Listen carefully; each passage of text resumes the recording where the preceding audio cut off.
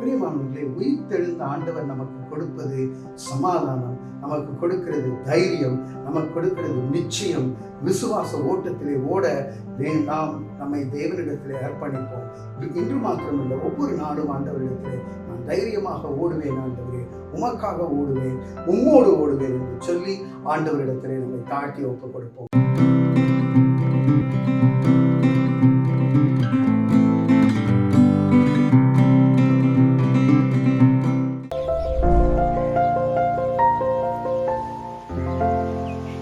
பிரியமானவர்களே, யோவான் 20வது அதிகாரம் 19வது வசனத்திலே, வாரத்தின் முதல் நாளாகிய அன்றைய தினம் சாயங்கால வேளையிலே சீஷர்கள் கூடியிருந்த இடத்தில் யூதர்களுக்கு பயத்தினால் கதவு பூட்டி இருக்கையில் இயேசு வந்து நடுவே நின்று, உங்களுக்கு சமாதானம் என்றார்.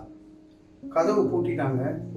யூதர்களுக்கெல்லாம் பயந்து போய் இந்த சீஷர்கள் எல்லாம் அப்படியே நடுங்கி உட்கார்ந்து இருக்கிறாங்க.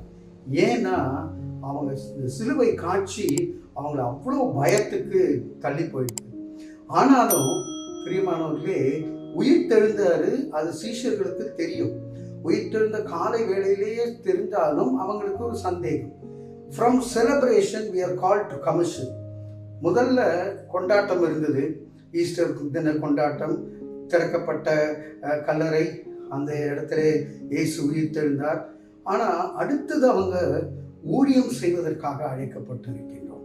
நமக்கு நான் எப்படி பிரதர், நான் சர்மன்லாம் எனக்கு கொடுக்க தெரியாது, அதெல்லாம் தேவையில்லைங்க. இயேசுவை பற்றி மற்றவர்களிடத்திலே சொல்ல அவங்களுக்கு தைரியத்தை கொடுக்க வேண்டும். பயத்திலே நடுங்கி கொண்டு இருக்கக்கூடிய இன்றைக்கான உங்கள் நண்பர்கள், உங்களுடைய சொந்தம், உங்களுடைய பந்தங்கள், இல்லை நாமே பயத்தில் இருந்தாலும் இனி பயம் இல்லை. யூதர்கள் பயத்தினால கதவை பூட்டிட்டு உட்கார்ந்து இருக்க வேளையிலே கர்த்தர் உள்ள வரார். அந்த பூட்டப்பட்ட கதவுக்குள்ளாக வந்து உங்களுக்கு சமாதானம். முதல்ல அவர் சொல்றதே பீஸ் பி அன்டு யூ. இன்றைக்கு அதே கடவுள் நம்மை பார்த்து சொல்லுகிறார், உங்களுக்கு சமாதானம்.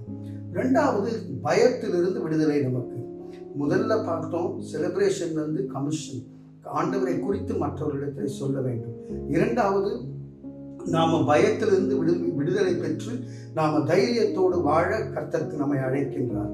மூன்றாவது, சந்தேகத்தை விட்டுவிட வேண்டும்.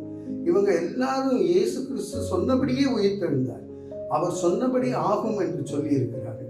ஆகவே இன்றைக்கு இந்த சந்தேகமான சில காரியங்கள் உங்கள் வாழ்க்கையில இருக்குமேனால் அதை எடுத்துவிட்டு ஆண்டவர் சொல்ல ஆகும், ஆண்டவர் என்னுடைய வாழ்க்கையிலே விசுவாச வாக்கு தத்தங்களை கொடுத்திருக்கிறார், அது நிச்சயமாக நிறைவேறும் என்று சொல்லி ஆண்டவரை நோக்கி பார்க்க அழைக்கப்பட்டிருக்கின்றோம்.